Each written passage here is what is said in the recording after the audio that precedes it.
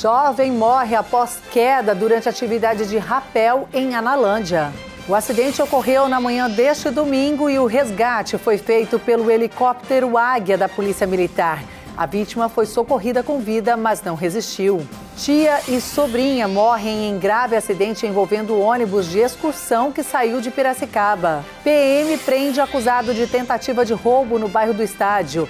Ele é apontado também como autor de outros crimes. E ainda, a equipe de basquete de Rio Claro se impôs diante do Flamengo, mas não conseguiu sair com vitória. Hoje é segunda-feira, 24 de novembro de 2025 e esses são os destaques do Rio Claro Notícias, que já está começando.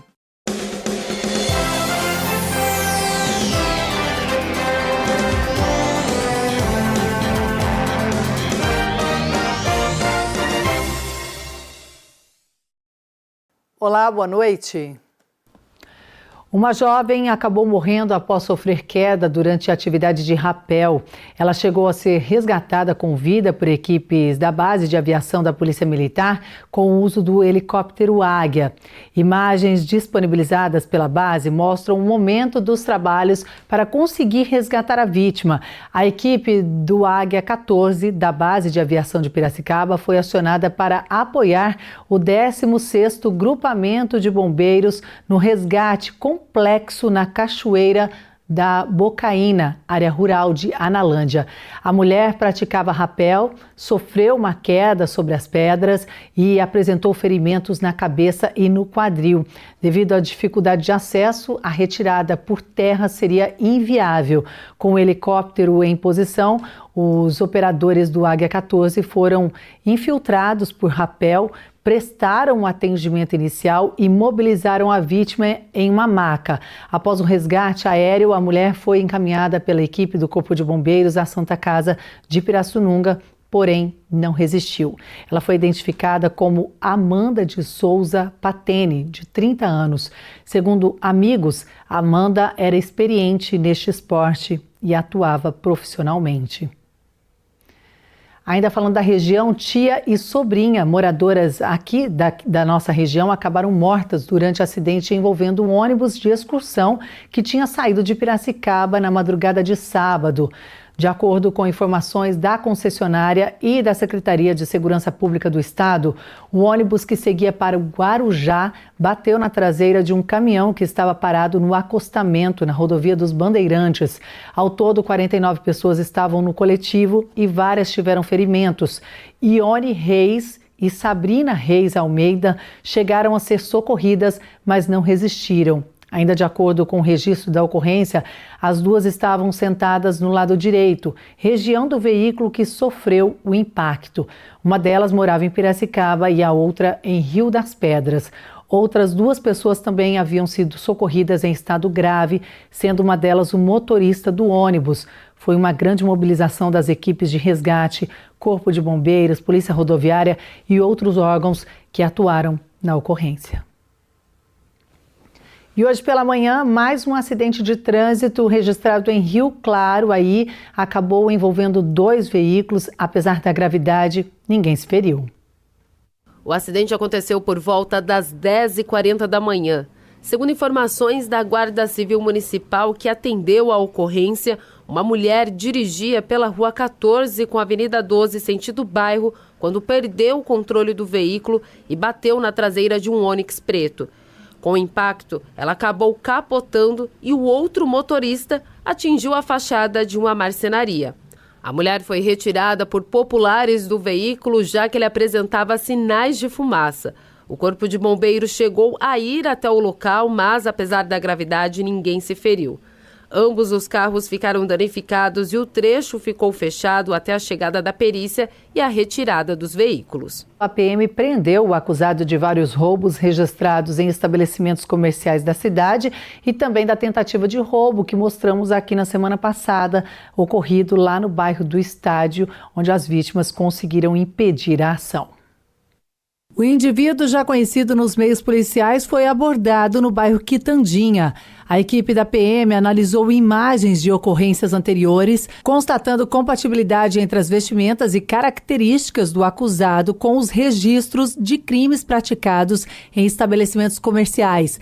2 vítimas foram contatadas e compareceram ao plantão policial, onde reconheceram o indivíduo como o autor dos roubos. Ele foi identificado também por esta tentativa de roubo no bairro do Estádio, em que a ação foi registrada por câmeras de segurança. Nas imagens, ele passa sondando o local. Depois, entra e surpreende uma mulher que está sentada atrás do balcão. O que ele não esperava é de que não conseguiria concretizar o crime. As 2 vítimas reagiram e o colocaram para fora e entraram em luta corporal no meio da rua. Depois, ele tentou ir para cima delas, mas logo foge. O indivíduo foi apontado também como autor de um outro crime. O registro mostra ele chegando, surpreendendo uma vítima que sai correndo. Em seguida, pega dinheiro do caixa e foge rapidamente.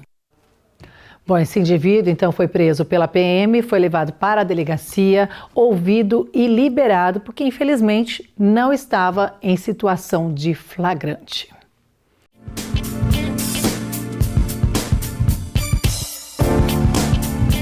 Vagas de emprego hoje em Rio Claro para professor de musculação, auxiliar de produção, pedreiro, assistente comercial, pintor, mecânico montador, ajudante de motorista, jardineiro, inspetor de qualidade e auxiliar de saúde bucal. Os interessados devem procurar o Conecta na Rua 3, número 1636, no centro, ou acessar o portal da empregabilidade. E a Prefeitura de Santa Gertrudes abriu o período para a solicitação de desconto ou isenção do IPTU 2026. O atendimento das solicitações de desconto e isenção está sendo feito pelo Departamento de Tributos e segue até o dia 30 de dezembro de 2025. Quem está aqui do meu lado e tem mais informações a esse respeito é a Denise Loubach, diretora de Receita da Prefeitura Municipal de Santa Gertrudes. Olá, Denise, quem são as pessoas que têm direito ao desconto e também à isenção? Oi, o pessoal que tem doenças, né, tem isenção total no IPTU. Para câncer, Alzheimer, mal de Parkinson e AIDS. E o desconto de 50% é para o pessoal aposentado, que recebe até um salário mínimo mais 10%. E qual é a documentação necessária para poder garantir esses 2 benefícios? Precisa estar vindo na prefeitura, retirar o requerimento preenchido, assinado pelo beneficiário, né, do desconto da isenção. Para os aposentados, 3 últimos comprovantes de recebimento do INSS, a escritura e os documentos pessoais, né, e um comprovante de endereço. E para o pessoal que tem a doença, tem que ser um laudo atualizado dos últimos 90 dias. E aí, além do atendimento presencial aqui na Prefeitura, tem algum canal para que as pessoas possam tirar suas dúvidas? Tem sim, nós temos um WhatsApp exclusivo aqui do Tributos, que é o 19936180172. Tem o telefone da Prefeitura, que é o 35458000. E a gente tem o nosso e-mail, que é o tributos@santagertrudes.sp.gov.br. Ok, muito obrigado pelas informações. Só reforçando então, né, essas solicitações podem ser feitas aqui no Departamento de Tributos da Prefeitura Municipal de Santa Gertrudes até o dia 30 de dezembro de 2025. Você pode fazer isso presencialmente aqui na Prefeitura. O endereço é a Avenida São Cristóvão, número 56, no Jardim Luciana. E as dúvidas, né, podem ser sanadas pelo WhatsApp, que é o 19936180172. Lembrando que esse telefone ele é exclusivo para esse tipo de solicitação a respeito desse benefício de desconto ou então de isenção no IPTU. Pedro Gaspar, de Santa Gertrudes. E a seguir a gente vai falar também de esporte. O Rio Claro aqui, basquete, amargou mais uma derrota no NBB.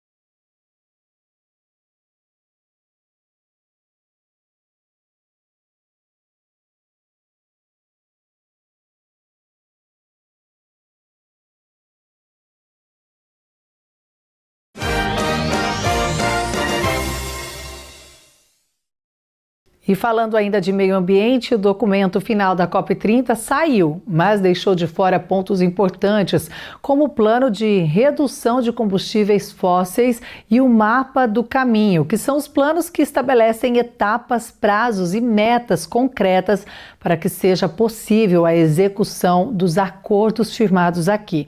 Os textos aprovados refletem um ambiente de disputas entre governos.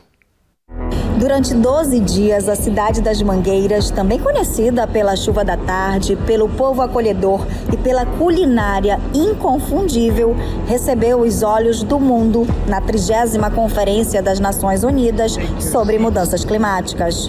A conferência foi historicamente significativa por ser a primeira no Brasil e na Amazônia, mas também por ser a edição com maior participação de comunidades tradicionais, afrodescendentes e indígenas já registrada.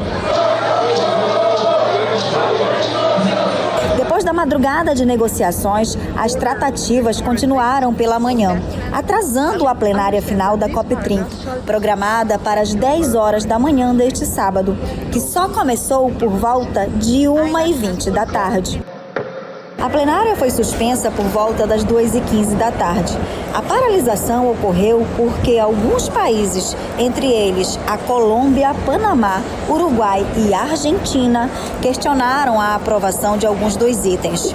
Depois dos questionamentos, o presidente decidiu suspender a sessão para conversar com as delegações e tentar solucionar as dúvidas sobre a aprovação dos textos. Antes da sessão ser interrompida, 8 pontos do pacote final da COP30 foram aprovados pelos países. Entre eles, o documento político central da conferência, o Mutirão, que reafirma que a transição global para um desenvolvimento de baixas emissões é irreversível e que o Acordo de Paris está funcionando, mas precisa ir mais longe e mais rápido. O texto também convoca uma mobilização global para acelerar a implementação das metas climáticas de cada país, as NDCs. Lança o acelerador global de implementação e estabelece que países devem trilhar caminhos alinhados ao limite de 1,5 graus. Nós temos que acelerar a redução do uso de combustíveis fósseis. O pavilhão de ciência planetária que o embaixador André Corrêa do Lago solicitou que nós criássemos pela primeira vez na COP, preparou documentos e entregamos a todos os negociadores, dizendo para nós não passarmos de 1,7 graus, porque nós já vamos passar de 1,5. Para não passar de 1,7 e depois reduzir para 1,5, nós precisamos zerar o uso de combustíveis fósseis até 2040 e não mais do que 2045. O mapa do caminho para longe dos combustíveis fósseis, pedido pelo presidente Lula ainda na cúpula dos líderes e que teve o apoio aí de 82 países, ficou de fora do documento final da COP30. De acordo com o presidente da COP, André Corrêa do Lago, essa proposta não foi perdida, mas será apresentada à parte pelo Brasil, que deve ser trabalhada nos próximos meses em paralelo durante a presidência do Brasil até a COP31 na Turquia.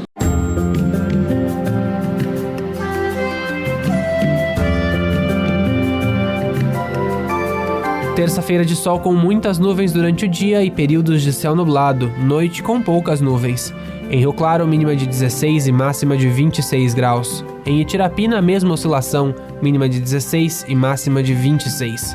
Já em Analândia, as temperaturas oscilam entre 16 e 27 graus.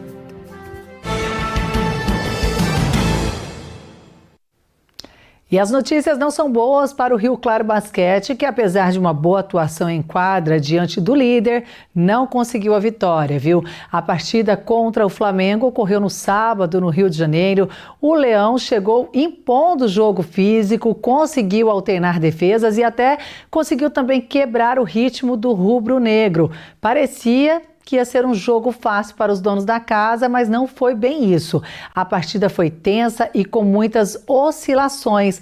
O placar teve uma pequena distância em todos os quartos, finalizando com 84-72. O Rio Claro agora soma 9 derrotas em 11 partidas disputadas.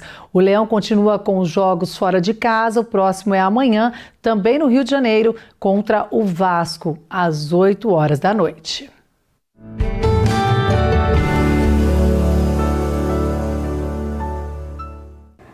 Dia 20 de novembro é o Dia da Consciência Negra, uma data que nos faz tomar conhecimento da importância da população negra na composição do Brasil ao longo de toda a nossa história. E para isso nós precisamos também tomar consciência de que é uma população discriminada, com preconceitos, que vive uma situação que necessitou de uma legislação específica, o Estatuto da Igualdade Racial e o desdobramento para várias políticas públicas. Existe uma política nacional de atenção integral à saúde da população negra, que tem uma série de ações previstas, entre elas a constituição de um comitê técnico em cada município. Rio Claro está na frente de muitos municípios e tem o seu comitê constituído, com vários eventos que vêm acontecendo. Na questão da saúde, então, é importante o quesito raça-cor, porque algumas doenças acontecem com maior frequência ou com uma evolução diferenciada em questões étnico-raciais.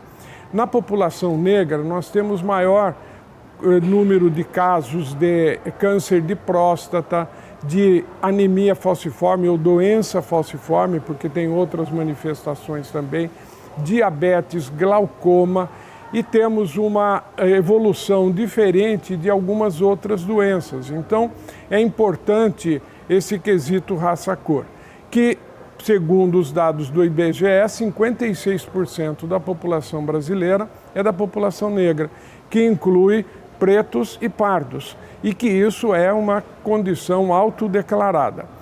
No problema de saúde, além desses aspectos que têm um fundamento genético, algumas coisas biológicas, mas também muito do que leva a uma diminuição da expectativa de vida na população idosa são as condições de vida. E essas condições de vida refletem muito do preconceito que existe em nossa sociedade. A população negra normalmente tem maior dificuldade de acesso ao ensino, principalmente o ensino superior, principalmente nos cursos mais concorridos. Também tem dificuldade de acesso a determinados campos de trabalho e principalmente na hierarquia nas empresas. E tudo isso leva a uma condição de vida que favorece uma série de outras doenças e problemas de saúde, entre eles o da violência, muito maior em relação aos jovens negros. E isso tudo precisa ser enfrentado e precisa modificar. Não basta não ser racista, é necessário ser antirracista. E todas as situações em que nós vemos uma diferença de tratamento, uma injustiça cometida contra a população negra, deve ser denunciada, deve ser modificada. E nos policiarmos para não termos atitudes preconceituosas que são muito frequentes na nossa sociedade. O Rio Claro Notícias desta segunda-feira fica por aqui. Desejo aí um ótimo início de semana para você e uma boa noite. Tchau, tchau.